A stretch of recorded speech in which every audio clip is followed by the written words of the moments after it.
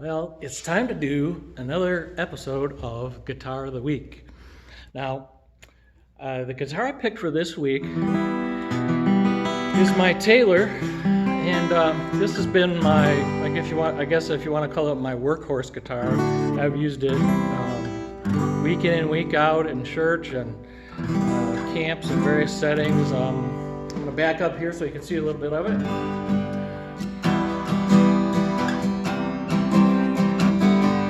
Guy is 20 years old.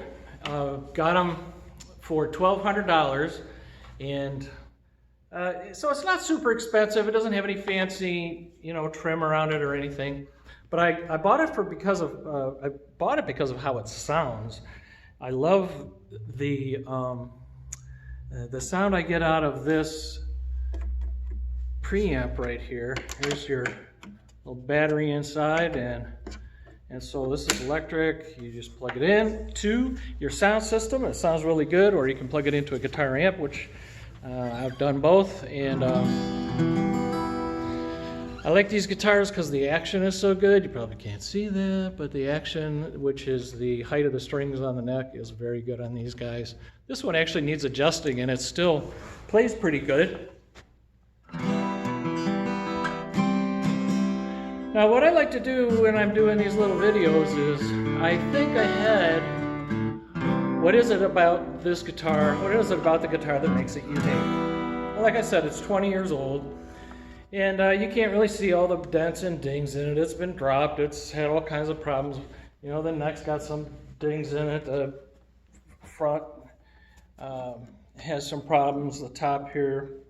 One time I actually walked into a doorway with it and I had to re-glue this section.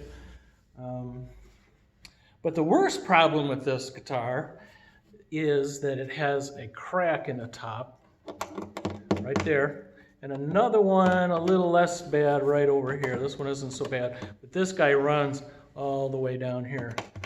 And when the guitar dries out, the top can crack, and so I managed to mess this one up by leaving it out in the wintertime too much. I just left it on the platform at church because I'd go play it more if I did that. And so what happens? Well, the wood dries out and it cracks.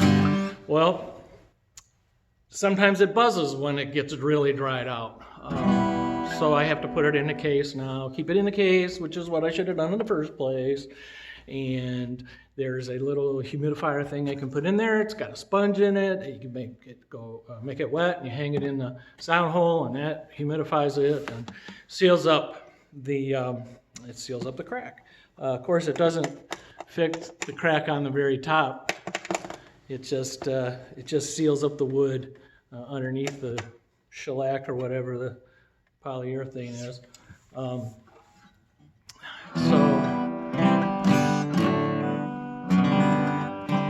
So I've thought about getting rid of it and getting a 12-string, but it is kind of a sentimental favorite because I used it for so many years. Now, the crack in it makes me think of the Bible verse called, where Paul is writing and he says, we have this treasure in jars of clay. And the treasure he's talking about is the light of God, that God puts his light into our hearts, into our lives. And then he says, but we have this treasure in jars of clay. We're cracked pots. We have problems. We're stuck. But we're never despairing. We always have hope in the Lord. And so the good thing about a cracked pot is if you put a candle inside it, you put the light in it, what do you get? It shines through the crack. And so, this guy, he's been around the block a few times, and he's been beat up and abused, but still making music, and that's really what matters. Besides, I didn't buy it for how it looked. I bought it for how I played, and so not sure where I was going with that, but I do like Taylors. They are very nice. If I had the money, I'd go get a 12-string Taylor because I love me some 12 strings. Maybe next week I'll show you my 12-string which was a barn find. It was a gift from a guy who had it out in his barn and said, yeah, I got this thing out in my garage, check it out. It turned out to be a 12-string. And so I'm going to show you that one next week. So stay tuned for the next guitar of the week. And let your light shine. Let your light shine through your jar of clay. Amen. Here we go.